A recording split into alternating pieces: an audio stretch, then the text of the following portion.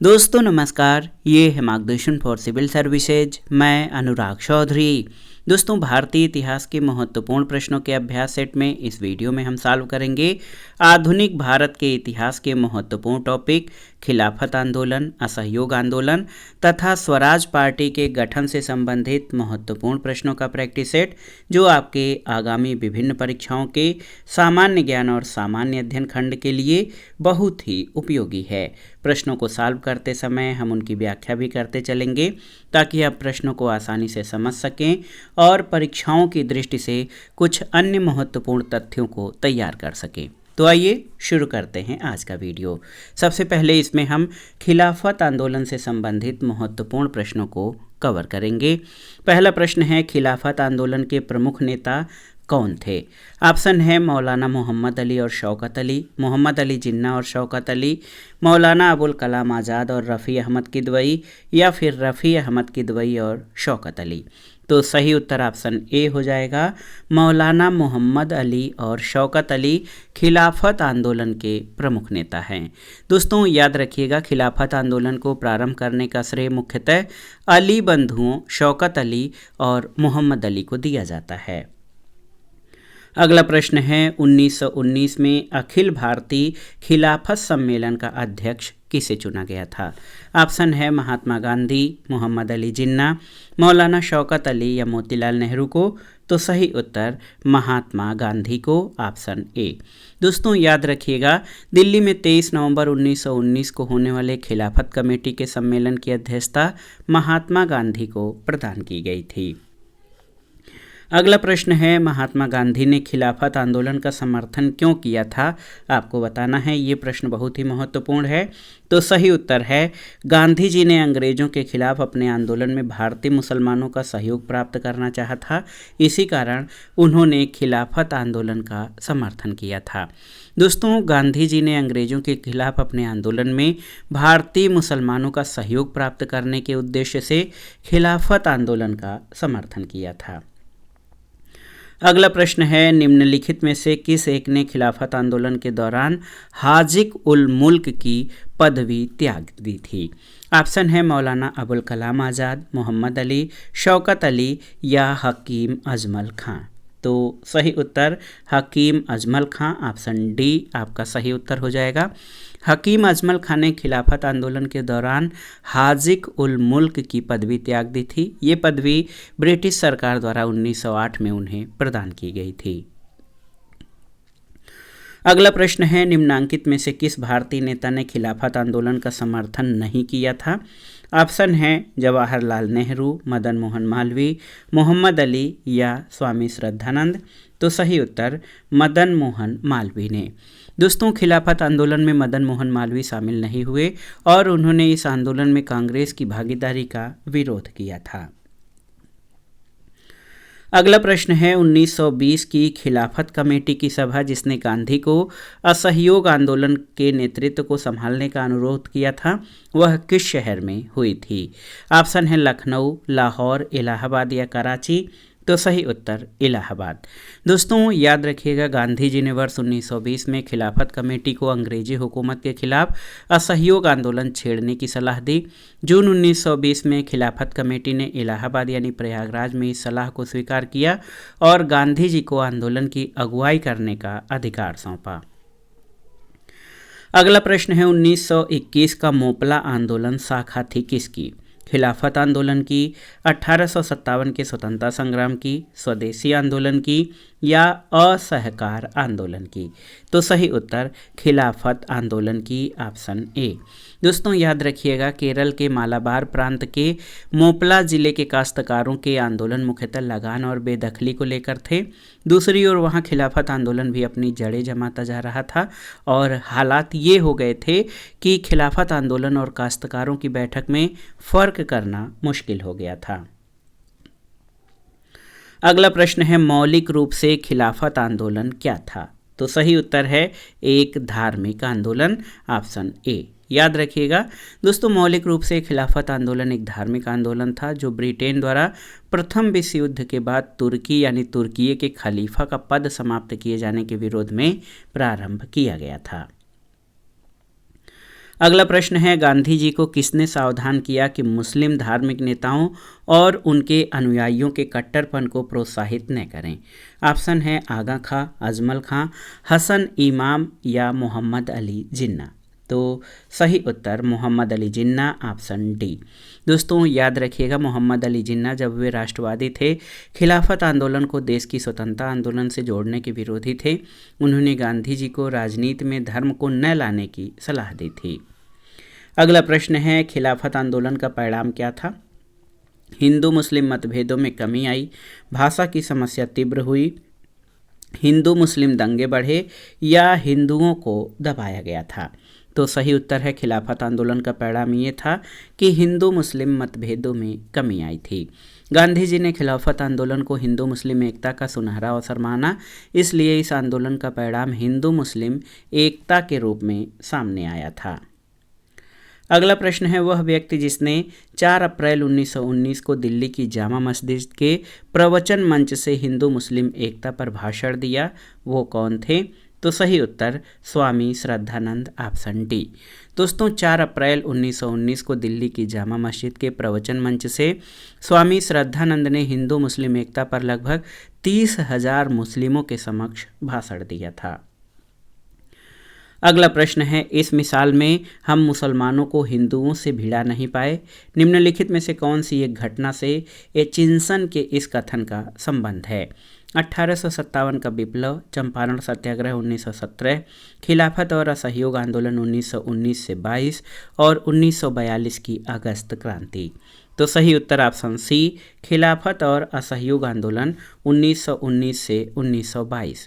दोस्तों एचिंसन की ये टिप्पणी खिलाफत और असहयोग आंदोलन के संदर्भ में थी कि इस मिसाल में हम मुसलमानों को हिंदुओं से भिड़ा नहीं पाए। अगला प्रश्न है, खिलाफत आंदोलन के मुख्य उद्देश्य कौन कौन से थे? यहाँ कोड की सहायता से आपको बताना है। भारत के मुसलमानों में ब्रिटिश विरोधी भावना उत्पन्न करना, बिल्कुल सही है। मुस्लिम समाज का सुधार, सही नहीं है। पृथक निर्वाचक मंडल की मांग और खिलाफत का रक्षण, सही नहीं है। ऑटोमन साम्राज्य की रक्षा और खिलाफत का रक्षण। तो यहाँ पर आप देख सकते हैं 1 और 4 आपके सही हैं, ऑप्शन डी आपका सही उत्तर हो जाएगा। अगला प्रश्न है, कांग्रेस ने खिलाफत आंदोलन का समर्थन किया था, मुख्यतः किसकी वजह से? आपको कोड की सहायता से बताना है। कांग्रेस ने खिलाफत आंदोलन का समर्थन मुख्यतः किसके लिए किया था? तो खलीफा की पुनः स्थापना के लिए, खलीफा को हटाने के लिए नहीं, मुसलमानों की सहानुभूति प्राप्त करने के लिए, कांग्रेस में जिन्ना को हाशिए पर लाने के लिए, ये भी नहीं। तो 1 और 3 आपके सही हैं, ऑप्शन ए आपका सही उत्तर है। दोस्तों कांग्रेस ने खिलाफत आंदोलन का समर्थन खलीफा की पुनः स्थापना के लिए और मुसलमानों की सहानुभूति पाने के लिए किया था। गांधी जी के अनुसार ये हिंदू मुस्लिम एकता के लिए स्वर्णिम अवसर था। उन्होंने लिखा कि जब मुसलमान के महत्वपूर्ण हित खतरे में हो, तब यदि हिंदू उनसे दूर रहें तो हिंदू मुस्लिम एकता के बारे में कांग्रेस का कोई अर्थ नहीं रहेगा। खिलाफत आंदोलन के बाद आइए असहयोग आंदोलन, जो कि बहुत ही महत्वपूर्ण घटनाक्रम रहा है भारतीय स्वतंत्रता आंदोलन में, इससे संबंधित महत्वपूर्ण प्रश्नों को देख लेते हैं। पहला प्रश्न है, निम्नलिखित में से किसने 1920 के नागपुर के भारतीय राष्ट्रीय कांग्रेस के अधिवेशन में असहयोग के प्रस्ताव को प्रस्तावित किया था? ऑप्शन है यहाँ पर CR दास ने, एनी बेसेंट ने, BC पाल ने या मदन मोहन मालवीय ने। तो सही उत्तर क्या हो जाएगा? CR Das, option A. दोस्तों याद रखिएगा, दिसंबर 1920 में नागपुर में संपन्न कांग्रेस के वार्षिक अधिवेशन में CR दास ने असहयोग के प्रस्ताव को प्रस्तावित किया था। अगले प्रश्न पर आते हैं, भारतीय राष्ट्रीय कांग्रेस ने पहला असहयोग आंदोलन किस वर्ष में शुरू किया था? तो उत्तर है 1920 में, ऑप्शन सी। पहला असहयोग आंदोलन 1 अगस्त 1920 से प्रारंभ हुआ था। अगला प्रश्न है, महात्मा गांधी द्वारा चलाया गया प्रथम जन आंदोलन कौन सा था? तो इसका उत्तर भी आप जानते हैं, असहयोग आंदोलन गांधी जी द्वारा चलाया गया प्रथम जन आंदोलन था। अगला प्रश्न है कि 1 वर्ष में स्वराज का नारा गांधी जी ने कब दिया था? दांडी मार्च के समय, असहयोग आंदोलन के समय, सविनय अवज्ञा आंदोलन के समय या गोलमेज सम्मेलन के समय? तो सही उत्तर असहयोग आंदोलन के समय। दोस्तों याद रखिएगा, गांधी जी ने असहयोग आंदोलन शुरू होने के 1 वर्ष के भीतर स्वराज प्राप्त करने का नारा दिया था। अगला प्रश्न है, निम्नलिखित कथनों में से कौन सा असहयोग आंदोलन के संबंध में सही नहीं है? तो इस आंदोलन की अवधि वर्ष 1920 से 1922 तक थी, सही है। 1 वर्ष के भीतर स्वराज की प्राप्ति इसका लक्ष्य था, सही है। इसमें बहिष्कार की योजना थी, सही है। एम ए जिन्ना ने इस आंदोलन का समर्थन किया था, तो ये आपका सही नहीं है। दोस्तों याद रखिएगा कि मोहम्मद अली जिन्ना ने इसका समर्थन नहीं किया था, बल्कि इसका विरोध किया था। शेष विकल्प असहयोग आंदोलन के बारे में सही हैं। अगला प्रश्न है, निम्नलिखित में से किसने असहयोग आंदोलन के दौरान अपनी वकालत छोड़ दी थी? तो सही उत्तर है चित्तरंजन दास ने, ऑप्शन डी। दोस्तों याद रखिएगा, असहयोग आंदोलन के दौरान सी आर दास, मोतीलाल नेहरू, राजेंद्र प्रसाद, जवाहरलाल नेहरू, विट्ठल भाई पटेल, वल्लभ भाई पटेल आदि ने अपनी वकालत छोड़ दी थी। अगला प्रश्न है, निम्नलिखित में से किसने असहयोग आंदोलन को समर्थन दिया परंतु इसके परिणाम नहीं देख सके थे? ऑप्शन है बाल गंगाधर तिलक, लाला लाजपत राय, मोतीलाल नेहरू या चित्तरंजन दास। तो सही उत्तर ऑप्शन ए, बाल गंगाधर तिलक। दोस्तों बाल गंगाधर तिलक ने असहयोग आंदोलन को समर्थन दिया, लेकिन इस आंदोलन के प्रथम दिन 1 अगस्त 1920 को उनकी मृत्यु हो जाने के कारण वह उसका परिणाम नहीं देख सके थे। अगला प्रश्न है कि किस क्षेत्र में राहुल सांकृत्यायन 1920 के असहयोग आंदोलन में सक्रिय थे? छपरा, दिल्ली, लखनऊ या पटना? तो सही उत्तर है छपरा में। याद रखिएगा दोस्तों, राहुल सांकृत्यायन आजमगढ़ उत्तर प्रदेश के थे। असहयोग आंदोलन के दौरान वह छपरा में बाढ़ पीड़ितों की सहायता में सक्रिय थे और गांधीवादी आंदोलन से जुड़े थे। अगला प्रश्न है, निम्नलिखित में से कौन चौरी चौरा कांड की वास्तविक तिथि है? तो बहुत कई जगह 5 फरवरी आता है, लेकिन सही उत्तर 4 फरवरी 1922। याद रखिएगा, एक बार फिर से इसको दिमाग में बैठा लीजिए। शहीद स्मारक चौरी चौरा के अनुसार चौरी चौरा कांड की वास्तविक तिथि 4 फरवरी 1922 है। अगला प्रश्न है, चौरी चौरा किस जनपद में स्थित है? आपको बताना है। तो उत्तर है चौरी चौरा गोरखपुर जनपद में, उत्तर प्रदेश के गोरखपुर जनपद में स्थित है। अगला प्रश्न है, किस घटना के कारण गांधी जी ने असहयोग आंदोलन वापस लिया था? आपको बताना है। तो इसका उत्तर हो जाएगा 4 फरवरी 1922 को हुए चौरी चौरा कांड से क्षुब्ध होकर महात्मा गांधी ने असहयोग आंदोलन वापस ले लिया था। अगला प्रश्न है, चौरी चौरा घटना के समय महात्मा गांधी कहाँ पर थे? दिल्ली, कलकत्ता, चौरी चौरा या बारदोली में? तो सही उत्तर बारदोली में, ऑप्शन डी। दोस्तों गांधी जी ने 12 फरवरी 1922 को बारदोली में कांग्रेस वर्किंग कमेटी की बैठक बुलाकर असहयोग आंदोलन स्थगित करने की घोषणा की थी। अगला प्रश्न है, असहयोग आंदोलन 1920 में प्रारंभ हुआ, बताइए ये कब समाप्त हुआ था? तो सही उत्तर है 1922 में चौरी चौरा घटना के उपरांत असहयोग आंदोलन वापस ले लिया गया था। अगला प्रश्न है, असहयोग आंदोलन के दौरान विदेशी वस्त्रों के लिए जलाए जाने पर किसने महात्मा गांधी को लिखा कि ये निष्ठुर बर्बादी है? तो सही उत्तर है रविंद्रनाथ टैगोर ने। दोस्तों असहयोग आंदोलन के दौरान रविंद्रनाथ टैगोर ने विदेशी वस्त्रों को जलाए जाने को अविवेकी या निष्ठुर बर्बादी कहा था। अगला प्रश्न है, 1921-22 के असहयोग आंदोलन का मुख्य प्रतिफल क्या था? हिंदू मुस्लिम एकता, सूबों को अधिक शक्तियाँ, केंद्रीय विधायिका सदन में चुने हुए सदस्यों की संख्या में वृद्धि या भारतीय राष्ट्रीय कांग्रेस में विभाजन? तो सही उत्तर आपका हो जाएगा हिंदू मुस्लिम एकता। दोस्तों असहयोग आंदोलन अपने घोषित उद्देश्यों में आंशिक रूप से ही सफल रहा, लेकिन अपने रचनात्मक कार्यों में इसे अवश्य अपार सफलता मिली और इस आंदोलन के दौरान हिंदू मुस्लिम एकता अपने चरम पर थी। अगला प्रश्न है निम्नांकित में से किसका सुमेल नहीं है, आपको बताना है। ये प्रश्न भी बहुत ही महत्वपूर्ण है। यहाँ पर देखिए 1885 भारतीय राष्ट्रीय कांग्रेस की स्थापना, ये आपका सही सुमेलित है। 1905 में बंगाल विभाजन सही है। 1909 में मार्लिमेंटो सुधार, ये भी सही है। 1930 असहयोग आंदोलन, ये सही नहीं है क्योंकि असहयोग आंदोलन आप याद रखिएगा 1 अगस्त 1920 से प्रारंभ हुआ था। अगला प्रश्न है भारतीय राष्ट्रीय कांग्रेस ने किस वर्ष संघ रचनात्मक परिवर्तन किया। ऑप्शन है 1919 में, 1920 में, 1918 में या फिर 1917 में।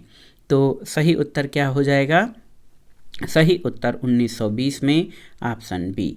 दोस्तों याद रखिएगा सितंबर 1920 कांग्रेस के नागपुर अधिवेशन में 1920 में रचनात्मक कार्यों का निर्णय लिया गया। इसमें रचनात्मक कार्यों की एक सूची तैयार की गई और 1920 का ये अधिवेशन नागपुर में हुआ था। अगला प्रश्न है भारतीय राष्ट्रीय कांग्रेस ने असहयोग आंदोलन की प्रतिज्ञा सितंबर 1920 में कहाँ पर की थी, आपको बताना है। तो सही उत्तर कलकत्ता में, ऑप्शन बी। दोस्तों याद रखिएगा कि असहयोग आंदोलन के कार्यक्रम पर विचार करने के लिए कलकत्ता में कांग्रेस का विशेष अधिवेशन 1920 सितंबर में आयोजित किया गया और इसी में असहयोग आंदोलन की प्रतिज्ञा ली गई थी। अगला प्रश्न है दिल्ली में 24 फरवरी 1922 को आयोजित अखिल भारतीय कांग्रेस समिति की बैठक में असहयोग आंदोलन वापस लेने के लिए गांधी जी के विरुद्ध निंदा प्रस्ताव किसने प्रस्तुत किया था। ऑप्शन है के टी शाह, विपिन चंद्र पाल, सुभाष चंद्र बोस या डॉक्टर मुंजे। तो सही उत्तर डॉक्टर मुंजे, ऑप्शन डी। दोस्तों याद रखिएगा कि असहयोग आंदोलन वापस लेने के कारण डॉक्टर मुंजे के द्वारा गांधी जी के खिलाफ निंदा प्रस्ताव लाया गया था। अगला प्रश्न है निम्नलिखित घटनाओं का नीचे दिए गए क्रम से कूट से बताइए। चौरी चौरा असहयोग आंदोलन का स्थगन, बारदोली प्रस्ताव। तो यहाँ पर जो चौरी चौरा कांड है ये 4 फरवरी 1922 का है, चौरी चौरा। इसके बाद असहयोग आंदोलन, ये असहयोग आंदोलन जो है 1922 में और बारदोली प्रस्ताव 12 फरवरी 1922 में। तो एक तरह से इसका उत्तर जो है 132 पहले चौरी चौरा कांड हुआ, फिर बारदोली प्रस्ताव लाया गया, उसके बाद असहयोग आंदोलन का स्थगन हुआ था। ऑप्शन सी आपका सही उत्तर है। अगले प्रश्न पर आइए। गांधी जी के असहयोग आंदोलन में लोगों को शराब से परहेज करने का आग्रह किया गया, फलस्वरूप सरकार के राजस्व में भारी कमी आई। एक प्रदेश की सरकार ने लोगों को फिर से शराब पीने को प्रेरित करने के लिए प्रमुख व्यक्तियों की एक सूची प्रसारित की जो शराब पीते थे। उस प्रदेश का नाम बताइए। आंध्र प्रदेश, बिहार, बॉम्बे और गुजरात। तो सही उत्तर बिहार, ऑप्शन बी। दोस्तों याद रखिएगा कि गांधी जी के असहयोग आंदोलन के फलस्वरूप लोगों के शराब से परहेज करने के चलते सरकार के राजस्व में भारी कमी आई। बिहार और ओडिशा की सरकार ने शराब को स्वास्थ्य के लिए हितकर प्रभावों को प्रचारित और प्रसारित करने से ऐसे महान और प्रसिद्ध लोगों की एक सूची जारी की जो शराब का सेवन करते थे। इस सूची में Sikandar, Julius Caesar, Napoleon, Shakespeare आदि शामिल थे। अगला प्रश्न है कि नीचे दिए गए कथनों पर ध्यान दीजिए। असहयोग आंदोलन से कांग्रेस सर्वप्रथम जन आंदोलन बनी, हिंदू मुस्लिम एकता में वृद्धि हुई, जनता के मन से ब्रिटिश शक्ति का भय हट गया और ब्रिटेन की सरकार भारतीयों को राजनीतिक रियायतें देने को राजी हुई। इन कथनों में से कौन से कथन आपके सही हैं? तो यहाँ पर देखिए 1, 2 और 3। यहाँ पर ऑप्शन बी आपका सही उत्तर है। ऑप्शन बी आपका सही उत्तर हो जाएगा। लेकिन दोस्तों चौरी चौरा कांड के बाद जब असहयोग आंदोलन समाप्त कर दिया गया, लेकिन ब्रिटिश सरकार से भारत को इसमें कोई राजनीतिक रियायत प्राप्त नहीं हुई थी। अगला प्रश्न है ब्रिटिश सरकार ने महात्मा गांधी को जो उपाधि दी थी और जिसे उन्होंने असहयोग आंदोलन में वापस कर दिया, वो उपाधि कौन सी थी? तो उत्तर है कैसर ए हिंद, ऑप्शन बी। दोस्तों जिस समय गांधी जी भारत आए 1915 में, उस समय प्रथम विश्व युद्ध चल रहा था। उन्होंने सरकार के युद्ध प्रयासों में मदद की, जिसके लिए सरकार ने उन्हें कैसर ए हिंद सम्मान से सम्मानित किया, जिसे उन्होंने असहयोग आंदोलन में वापस कर दिया था। अगला प्रश्न है, असहयोग आंदोलन के स्थगन संबंधी घटनाओं का सही क्रम इंगित करिए। यहाँ पर चौरी चौरा में पुलिस गोलीकांड, उग्र भीड़ द्वारा पुलिस थाना को जलाना, गांधी जी द्वारा आंदोलन का स्थगन और गांधी जी की गिरफ्तारी। तो यहाँ पर आप देख सकते हैं बहुत ही महत्वपूर्ण है। सबसे पहले चौरी चौरा में पुलिस कांड हुआ, फिर उग्र भीड़ द्वारा पुलिस थाना को जला दिया गया, उसके बाद गांधी जी द्वारा आंदोलन का स्थगन किया गया और उसके बाद जो है गांधी जी की गिरफ्तारी हुई। तो सही क्रम 1, 2, 3, 4 हो जाएगा। ऑप्शन ए आपका सही उत्तर है। आप जान लीजिए दोस्तों, आंदोलन की समाप्ति के बाद जो है 12 फरवरी 1922 को ये आंदोलन समाप्त हुआ था। आंदोलन की समाप्ति के बाद गांधी जी की स्थिति 10 मार्च 1922 से गांधी जी की स्थिति कमज़ोर हुई। सरकार ने इस स्थिति का फ़ायदा उठाकर 10 मार्च 1922 को उन्हें गिरफ्तार करके 6 वर्ष की सज़ा दी। तो ऑप्शन ए आपका सही उत्तर है। अगला प्रश्न है, असहयोग आंदोलन के दौरान बिहार में कृषकों का नेतृत्व किसने किया था, आपको बताना है। तो उत्तर है स्वामी विद्यानंद। दोस्तों, स्वामी विद्यानंद बिहार के किसान नेता थे और असहयोग आंदोलन के दौरान बिहार में कृषकों का नेतृत्व स्वामी विद्यानंद ने किया था। अगला प्रश्न है, 1923 से 28 के काल में भारतीय राजनीति में क्रांतिकारी गतिविधियों की पुनरावृत्ति या रिवाइवल का कारण क्या था। तो उत्तर है आपका गांधी जी द्वारा असहयोग आंदोलन का स्थगन। दोस्तों, 1922 के बाद असहयोग आंदोलन के स्थगन और देश में किसी भी प्रकार की राजनीतिक गतिविधि के अभाव से बहुत से क्षमतावान राष्ट्रवादी युवाओं का मोह भंग हो गया। वे गांधी जी के नेतृत्व और अहिंसात्मक संघर्ष की राजनीति से संतुष्ट नहीं थे। ये रूस, चीन, आयरलैंड, तुर्की, मिस्र आदि में कहीं भी होने वाले क्रांतिकारी आंदोलन और विद्रोह से अनुप्राणित होकर हिंसात्मक माध्यम से ब्रिटिश सरकार को उखाड़ फेरने के लिए प्रयासरत थे और इसी कारण ये जो काल है भारतीय राजनीति में क्रांतिकारी गतिविधियों की पुनरावृत्ति का काल माना जाता है। अगला प्रश्न है, निम्नलिखित संस्थाओं में कौन असहयोग आंदोलन 1920 से 22 के दौरान स्थापित की गई थी। तो इसमें देखिए काशी विद्यापीठ, गुजरात विद्यापीठ, जामिया मिलिया और काशी हिंदू विश्वविद्यालय। तो इसमें सही उत्तर आप देख सकते हैं काशी विद्यापीठ, गुजरात विद्यापीठ और जामिया मिलिया, यानी 1, 2 और 3 ऑप्शन सी सही उत्तर है। दोस्तों, असहयोग आंदोलन के दौरान काशी विद्यापीठ, महात्मा गांधी काशी विद्यापीठ बनारस में 1921 में, गुजरात विद्यापीठ अहमदाबाद में 1920 में और जामिया मिलिया इस्लामिया अलीगढ़ में 1920 में, जो कि बाद में दिल्ली ले आया गया, ये स्थापित हुए। और मदन मोहन मालवीय ने 1916 में, आप जानिए 1916 में काशी हिंदू विश्वविद्यालय या बनारस हिंदू विश्वविद्यालय की स्थापना की थी और 1919 से 1939 तक वो इसके कुलपति बने रहे थे। अगला प्रश्न है, निम्नलिखित में से कौन सही सुमेलित है। तो यहाँ पर 4 विकल्प दिए गए हैं, घटनाओं के आधार पर आपको बताना है कि कौन सा सही सुमेलित है। तो राजगुरु को फांसी 1931, ये आपका सही सुमेलित है। दोस्तों, भारतीय राष्ट्रीय कांग्रेस का लाहौर अधिवेशन कब हुआ था। 1940 में नहीं, 1929 में हुआ था। इसके अलावा आप देखिए असहयोग आंदोलन का प्रारंभ जो है 1920 में हुआ था और 1 अगस्त 1920 को, और रोलट सत्याग्रह जो है 1920 में नहीं, अप्रैल 1919 में शुरू किया गया था। अगला प्रश्न कथन और कारण से संबंधित है। कथन है, महात्मा गांधी द्वारा 1922 में असहयोग आंदोलन स्थगित कर दिया गया। कारण है कि इस स्थगन का CR दास और मोतीलाल नेहरू द्वारा विरोध किया गया था। तो ए और आर दोनों सही हैं, लेकिन आर ए की सही व्याख्या नहीं है। दोस्तों, महात्मा गांधी द्वारा फरवरी 1922 में, देखिए महात्मा गांधी द्वारा फरवरी 1922 में असहयोग आंदोलन स्थगित करने के कारण चौरी चौरा की हिंसक घटना थी। साथ ही CR दास और मोतीलाल नेहरू द्वारा असहयोग आंदोलन के स्थगन का कड़ा विरोध किया गया था। कथन और कारण दोनों सही हैं, लेकिन कारण कथन की सही व्याख्या नहीं करता है। अब आइए स्वराज पार्टी के गठन 1923 से संबंधित महत्वपूर्ण प्रश्नों को देख लेते हैं। देखिए, पहला प्रश्न है, निम्नलिखित में से किसने स्वराज पार्टी निर्माण करने के लिए कांग्रेस के अध्यक्ष पद से त्याग पत्र दिया था। ऑप्शन है सी आर दास, मोतीलाल नेहरू, विट्ठल भाई पटेल या फिरोज शाह मेहता। तो सही उत्तर सी आर दास। याद रखिएगा दोस्तों, सी आर दास, ये बहुत ही महत्वपूर्ण प्रश्न है आपके लिए दोस्तों, बहुत ही महत्वपूर्ण प्रश्न है कि सी आर दास ने कांग्रेस की अध्यक्षता से त्यागपत्र दिया था और मोतीलाल नेहरू के साथ मिलकर स्वराज पार्टी की स्थापना इन्होंने की थी। अगले प्रश्न पर आते हैं दोस्तों कि स्वराज पार्टी का गठन किसकी असफलता के बाद हुआ था, आपको बताना है।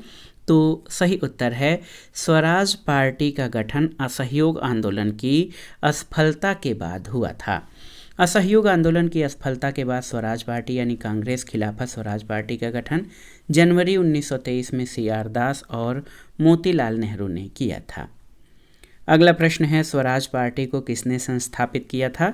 तो सही उत्तर सी आर दास और मोतीलाल नेहरू ने स्वराज पार्टी की स्थापना की थी। ऑप्शन सी यहाँ पर सही उत्तर है। अगला प्रश्न है मोतीलाल नेहरू स्वराज दल के नेता थे, कौन दल में नहीं था। श्रीनिवास अयंगर, चित्तरंजन दास, विट्ठल भाई पटेल या सी राजगोपालाचारी। तो सही उत्तर है इसमें सी राजगोपालाचारी शामिल नहीं थे। दोस्तों, सी राजगोपालाचारी स्वराज दल के नेता नहीं थे। इन्हीं के नेतृत्व में परिवर्तन विरोधियों ने दिसंबर 1922 में कांग्रेस के गया अधिवेशन में परिवर्तन समर्थकों को पराजित किया था।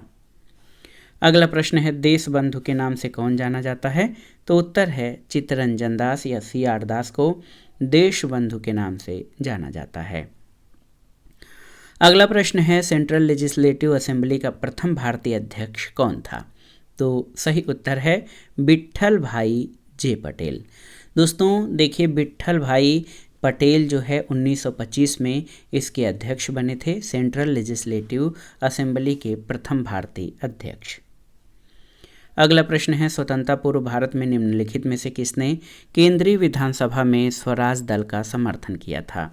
एम.ए. जिन्ना, मौलाना अबुल कलाम आज़ाद, डॉक्टर राजेंद्र प्रसाद या जवाहरलाल नेहरू। तो सही उत्तर मोहम्मद अली जिन्ना ने। दोस्तों, नवंबर 1923 में विधान परिषदों के चुनाव हुए। सेंट्रल लेजिस्लेटिव असेंबली में स्वराजियों ने एक साझा राजनीतिक मोर्चा बनाया। इसमें मोहम्मद अली जिन्ना के नेतृत्व में उनके समर्थक, उदारवादी और व्यक्तिगत रूप से कुछ विधायक जैसे मदन मोहन मालवीय शामिल थे। अगला है कि स्वराज आम जनता के लिए होना चाहिए, केवल वर्गों के लिए नहीं। इस प्रसिद्ध सूत्र की घोषणा किसने की थी। ऑप्शन है सी आर दास, सी राजगोपालाचारी, मोतीलाल नेहरू या गोपीनाथ साहा।